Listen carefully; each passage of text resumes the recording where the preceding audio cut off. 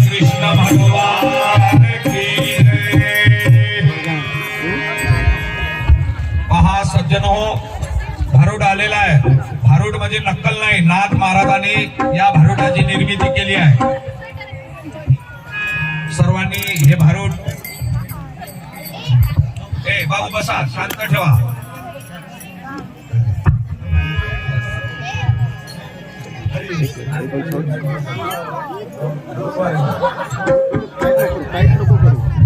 हसू नका।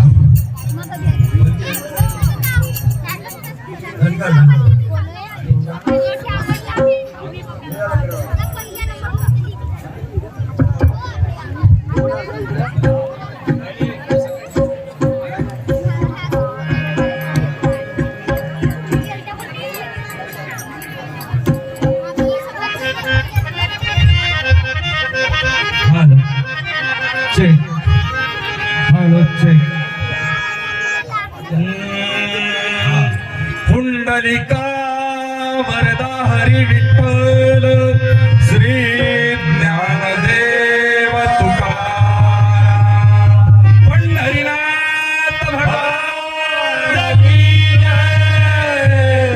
शांती ब्रह्म एकनाथ महाराज की जय। सद्गुरुदेव विठ्ठलदास बाबा की जय। जगत जननी सती अनुसया माता की जय। भाई सब साधु संतन की जय। चराचरात वास करणारी चैतन्य शक्ती आनंद स्वरूप सद्गुरु माऊली श्री संत विठ्ठलदास बाबाजी, समस्त विश्वातील देवी देवता, तसेच माता सरस्वतीच्या रूपाने नटलेला भजनी संच, सर्वांच्या चरणावर साक्षात दंडवत करून त्याचप्रमाणे उभे असलेले, खाली बसलेले सारे माझे ज्येष्ठ श्रेष्ठ असणारे गुरुबांधव, सर्वांच्या चरणावर दोन हस्तक आणि तिसरं मस्तक ठेवतो। मला काही फार मोठं ज्ञान नाही, पण मी तुमचा एक लेख आहे, थोडस का होईना सेवा मिळाली बोलण्याचा प्रयत्न करतो। मी आज धनगर आहे, धनगर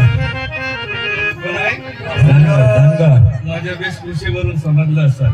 आमच्या कुडीची कुळदेवता आहे जेजुरीचा खंडेराय, आणि त्या जेजुरीच्या खंडेरायाला आम्ही जाऊन राहिलेला आहे। आमच्या सोबत मी काही एकटा धनगर नाही, तर माझ्या सोबत आमचा वाघ्या आहे, ही मुरडी आहे। वाघ्या आणि मुरडी सोबत आहे, सोबत 52 खंड्या मेंढ्या घेतलेल्या आहे आणि आमच्या देवदर्शनाला जातो मायबाप। पण आम्हाला एवढं मोठं लवाजमा घेऊन जात असताना वाटेत फार मोठा त्रास होत आहे, कारण आमच्या 52 खंड्या मेंढ्यामध्ये एक येडका आहे। काय आहे? येडका। आणि तो येडका एवढा खतरनाक आहे, विचारता सोय नाही। मेंढ्या किती आहे बाबा? 52 खंड्या मेंढ्या, आणि त्या 52 खंड्या मेंढ्यामध्ये एक येडका आहे। आणि माझे येडका मदन तो, येडका मदन तो केवळ पंचानन, येडका मदन तो केवळ पंचानन, येडका मदन तो केवळ पंचानन, येडका मदन तो केवळ पंचानन, दादा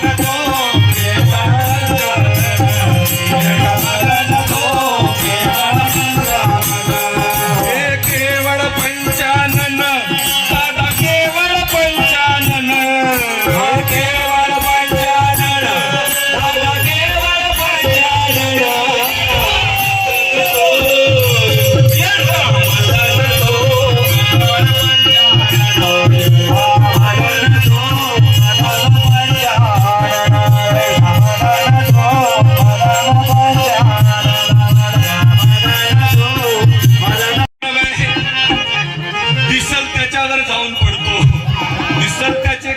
काढतो असा हा येडका खराब आहे, म्हणून महाराज म्हणतात येडका मदन तो,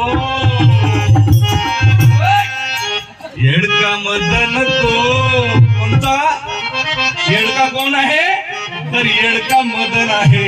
येडका मदन तो केवळ पंचानन.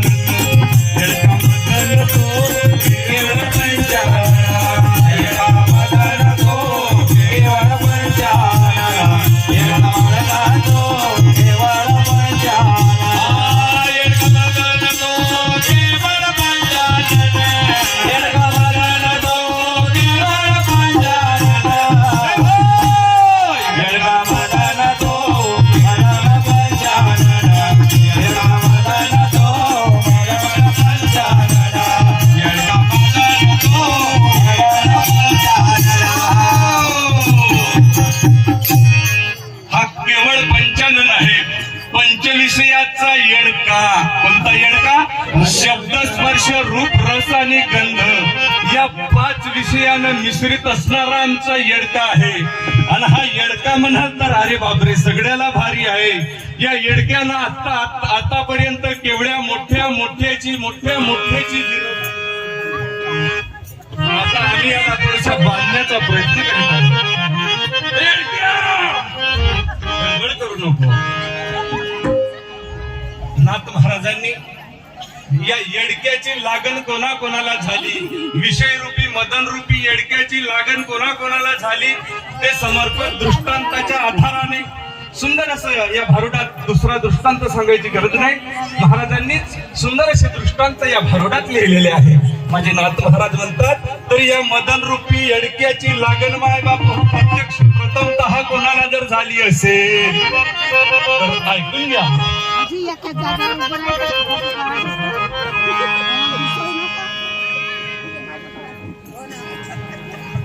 धडक मारली शंकरा केला ब्रह्मयाचा मातेरा.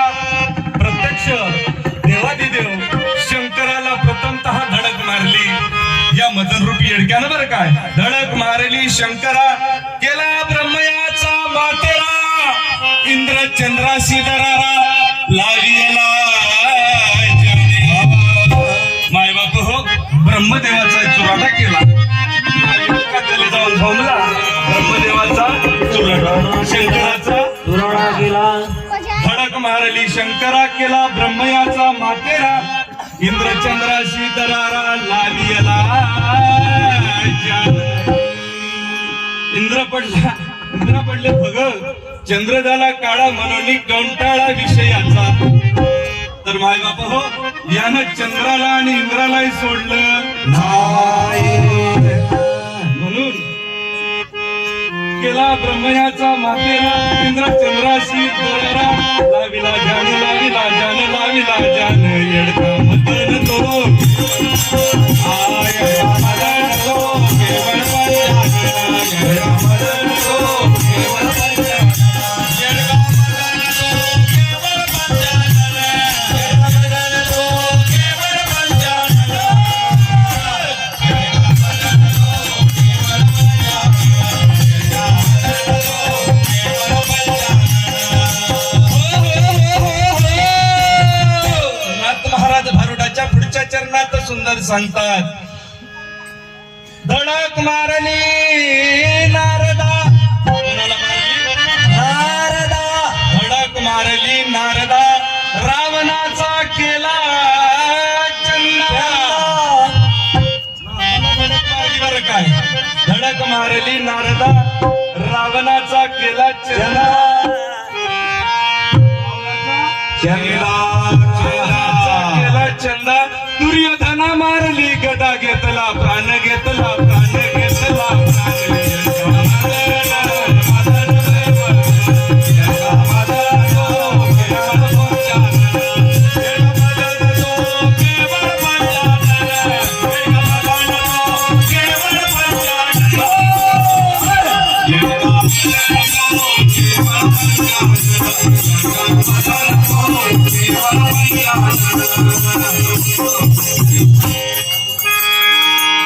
महर्षी नारद म्हटल्यानंतर तिन्ही लोकात गमन करणार. पण या नारदाची नारती झाली. कशामुळे झाली? तर या मदन रूपी येडक्याची लागण झाल्यामुळे. हो रावणाचा पूर्ण चुरा चुरा झाला, त्याला सुद्धा या मदन रुपयाची येडक्याची लागण झाली.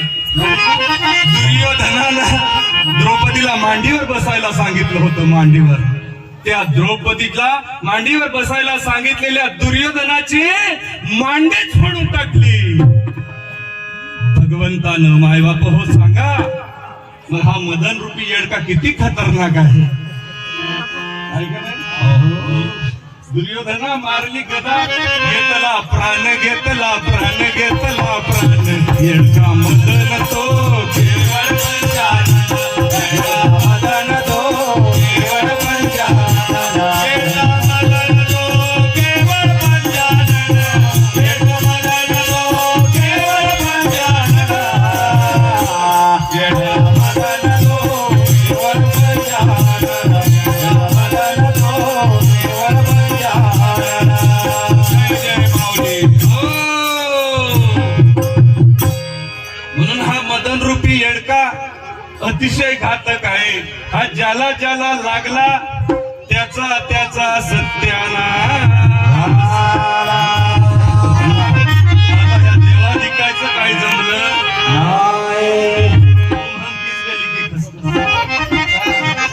आता तरुण पोरं एवढा मोबाईल हातात घेतला का, hello darling, how are you. अरे सुधार रे बाप्पा, मोठ्याले त्याच्यात मातीत घातलं. तुमचा आमचा काय पाडा बाप्पा. महाराज चरणात सुंदर सांगतात, विश्वमित्र म्हटल्यानंतर प्रति सृष्टी करण्याचं सामर्थ्य ज्या विश्वमित्र ऋषीमध्ये होत.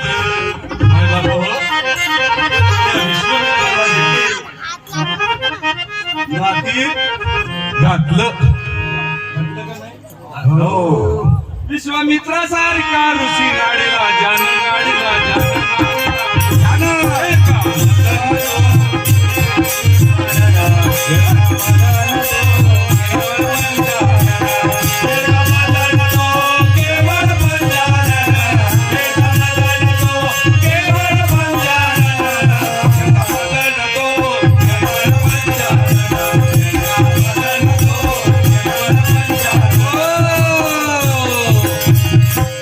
भस्मासुर मुकला प्राणाशी.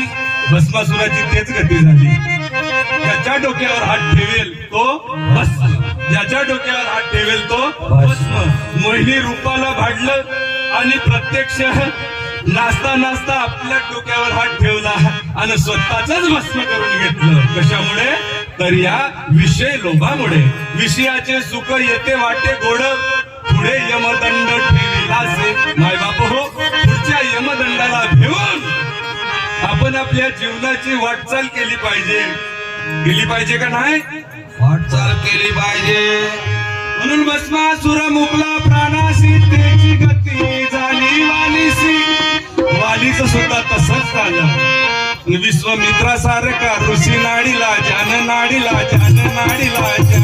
येडका मदन तो केवळ पंचानन, येडका मदन तो केवळ पंचानन, येडका मदन तो केवळ पंचानन, येडका मदन तो केवळ पंचानन, येडका मदन तो केवळ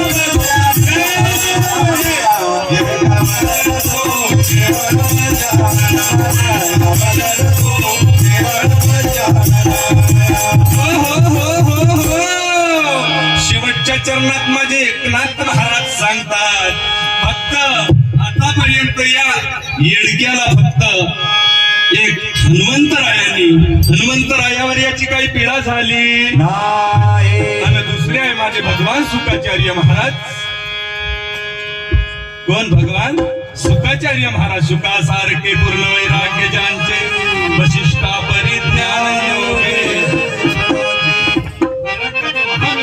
भगवान सुखाचार्य महाराज ते मात्र या मदन बोधाच्या तडाख्यातून सुटले. म्हणून नाथ महाराज म्हणतात, सुखदेवाने ध्यान धरोनी या येडक्याला कसं आटोक्यात आणायचं ते या कडव्यात सांगतात. जसं सुखदेवानं ध्यान केलं, सुखदेवाने ध्यान धरोनी येडका आणिला आकडोनी. हो, आपल्याला सुद्धा तेच करायचं आहे. ज्याप्रमाणे भगवान सुखदेवाने ध्यान करून या विषयरूपी मदन रूपी येडक्याला आकडून घेतलं नाही का, सुखदेवाने ध्यान करोनी येडका आणिला आकडोनी. आणि त्याचप्रमाणे माझ्या जनार्दन स्वामींच्या चरणावर माझ्या एकनाथांनी या मदन रूपी येडक्याला वाहून टाकलेला आहे. एका जनार्दनाचे चरणी वाहिला जान बांधिला मदन तो केवळ पंचाने, येडका मदन तो केवळ पंचाने, येडका मदन तो केवळ पंचाने, येडका मदन तो केवळ पंचाने, येडका मदन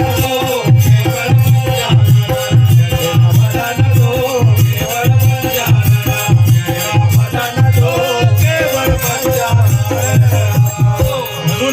ही सर्वांनी सद्गुरु माऊलीला अनन्य भावानं शरण जाऊन या पंचविषयाचा त्याग म्हणून सर्वांनी या पंचविषयाचा त्याग करायचा असेल तर संता विन प्राप्ती नाही.